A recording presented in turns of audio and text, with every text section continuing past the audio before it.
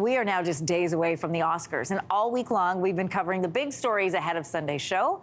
And today it is all about some notable and historic nominations we want you to keep an eye on.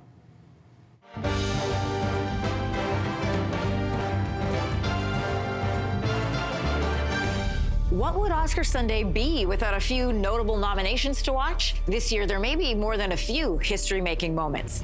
All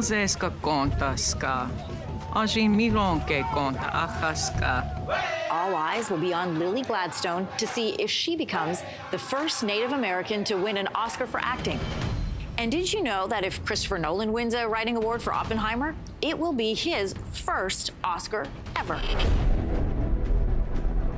Build a town, build it fast. If we don't let scientists bring their families, we'll never get the best.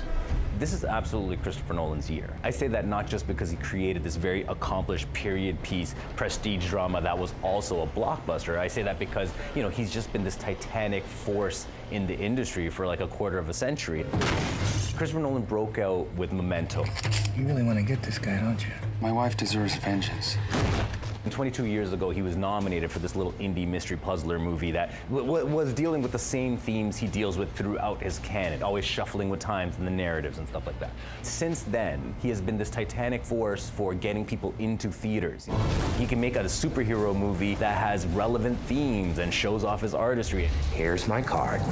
That's a reason why people in this industry want to reward him. Never mind the fact that Oppenheimer is actually just a really accomplished drama where, you know, once again, he brings that blockbuster energy to a period piece, to a historical biopic.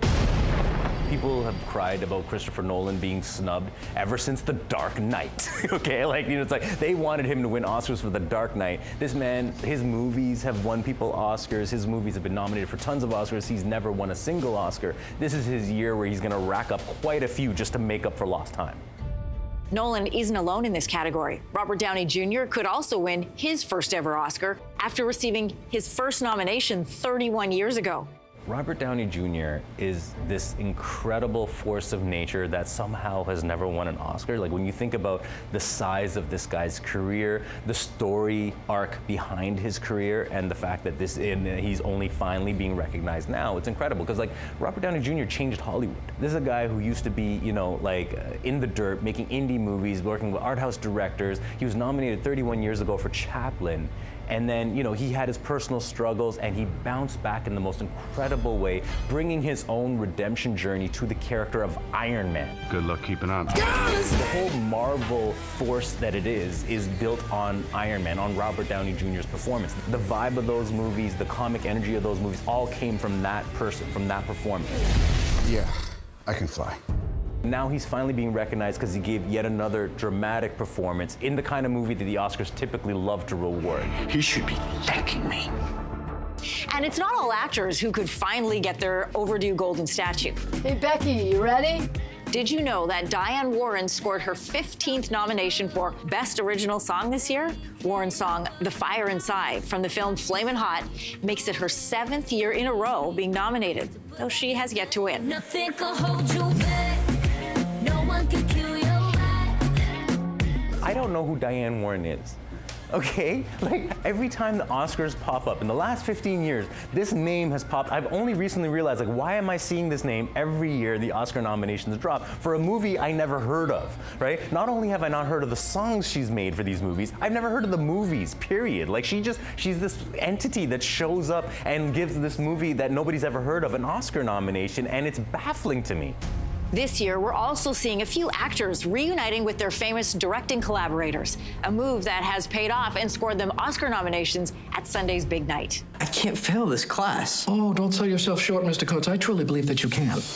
You have Paul Giamatti, who broke out more than 20 years ago in Sideways with Alexander Payne, and that was a performance that Paul Giamatti won all sorts of critical prizes for, but was snubbed for the Oscar. And so now this is a victory lap for these two guys in a movie that has absolutely won over crowds and has pitted Paul Giamatti as the front runner in the Best Acting category. It's so simple. The front is the front, the back is the back.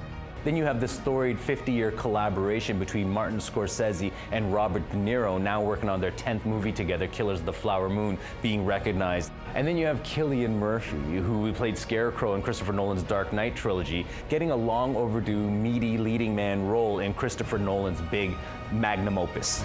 You are the man who gave them the power to destroy themselves. And then you have Emma Stone, who's become Yorgos Lanthimos' muse after they collaborated together on The Favorite, where she was nominated for an Oscar. She's playing a sort of anti-Barbie figure in Poor Things and giving the kind of wild, audacious performance that the Academy loves to reward. And your sad face makes me discover angry feelings for you. And then let's not forget Bradley Cooper working with the man who directed him in A Star is Born himself.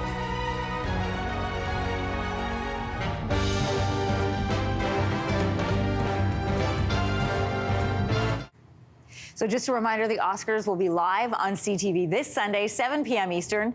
Hey, thanks for watching. If you liked this, be sure to subscribe here, or you can check out more Your Morning videos right here.